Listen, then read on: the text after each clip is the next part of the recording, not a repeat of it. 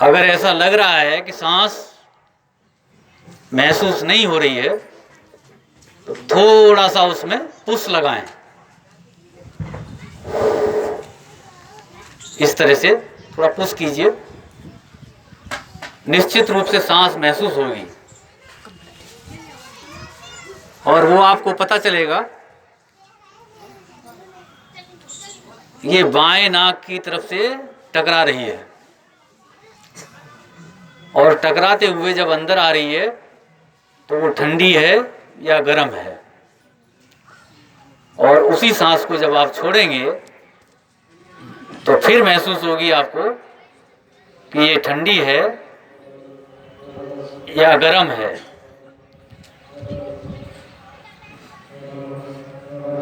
केवल और केवल सांस पर ध्यान लगाइए।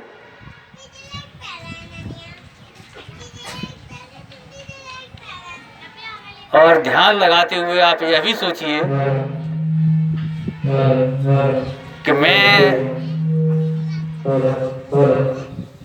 अपने जीवन में पहले क्या था, कहाँ से आया और आगे कहाँ जाने वाला हूँ या जाने वाली हूँ।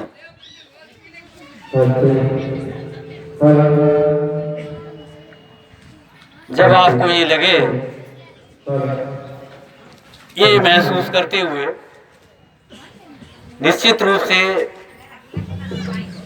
भगवान बुद्ध ने स्वयं 547 जो जीवन लिए, उन जीवनों को जिन लोगों ने सांची गए होंगे वहाँ की जातक कथाओं में वो पत्थरों पर खुदवाया गया।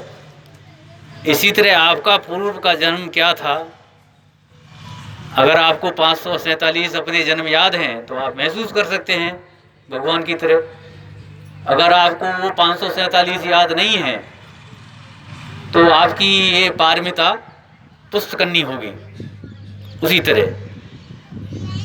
तो उन पारमिताओं को पूरा करते हुए ये निश्चित रूप से आपको भी याद हो जाएगा कि मैं क्या कर रहा था, कहाँ से आया और आगे मैं कहाँ जाने वाली हूँ या जाने वाला हूँ। ऐसा ये हम लोगों को ज्ञात होता है, खुद को ज्ञात होता है।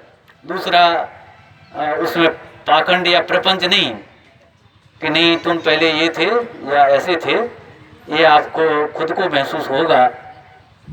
ऐसा इस तरह से ये साधना में अपने आप को पुष्ट करना चाहिए। अलग अलग